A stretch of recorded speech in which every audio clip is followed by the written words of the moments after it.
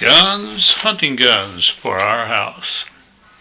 After 2 years of borrowing Mr. Nitson's World War I gun, I felt I ought to be able to afford to have a gun of my own. And I think the first gun that I got a hold of was a used gun. I don't remember just where I bought it. I think I bought it though at a store of some sort, rather than from an individual.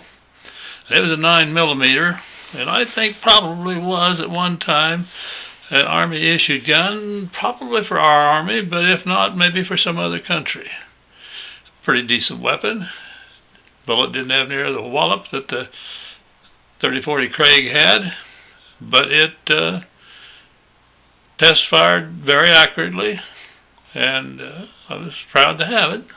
I wanted a new gun bad. Doggone it, we were so poor.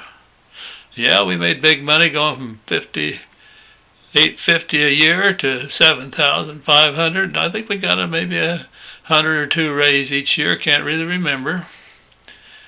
But paying back that insurance money that we'd borrowed, growing family, we didn't have much in the way of leeway budget-wise. But by God, we weren't running up big credit bills either, like the whole nation seems to be doing now. Not the whole nation. I'm pretty confident that our kids, and I know Donna and I aren't doing that. Well, you know, went hunting. Had a son going hunting, and I would take the good gun. After all, the breadwinner, it's up to me to put some meat on the table. And I got some shots and got some deer. Roy got a few shots, not as many, and never hit the deer. And I think he began to think that the difference was that I had the good gun. Thought about getting another gun, and even suggested to Donna that she might like to go hunting with us. Would she like a gun for her birthday or Christmas? Shame to admit now, that's a story that she loves to tell on me, and I hate to admit it, but yeah, I was guilty. I wanted to find a way to get another good gun in the family.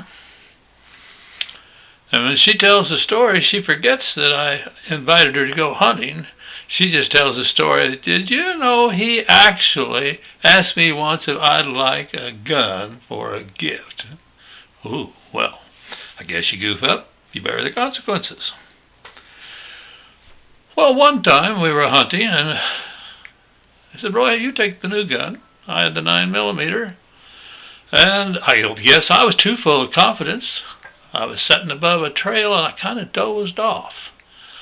And I don't know if a deer maybe rattled a stone when it spotted me and threw on the brakes as it was coming down the trail I was watching, or not. But something awakened me, and I looked up, and over there to my right on that trail was a deer.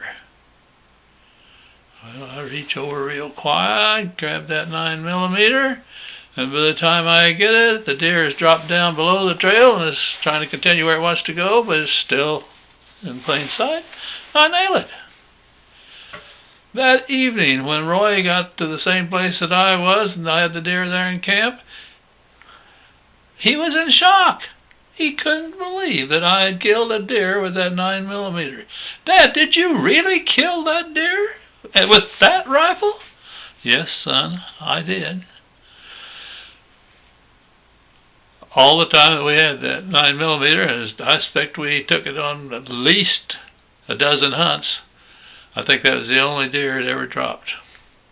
Strange, strange. By the way,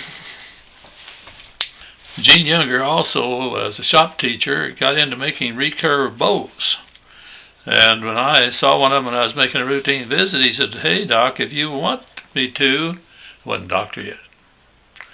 Hey, Dean, if you want me to, you want to pay for the materials, either I or the boys will make you a couple of bows, and they did. We still got them. That 9mm and those 2 bows are hanging in the little closet that's my space to put whatever I want to in there. The good gun, I think, is now with Jason. I'm not sure. But Jason and his brother hunt regularly up here. I need to check. If that gun's not if he's not actually using it, I need to think about getting it back in my hands and might even go hunting again. Got the itch every once in a while, particularly here in Kansas, where they kill the biggest white-tailed deers I've ever heard of. And there's a lot of them. And they're pretty much wheat field and cornfield fed.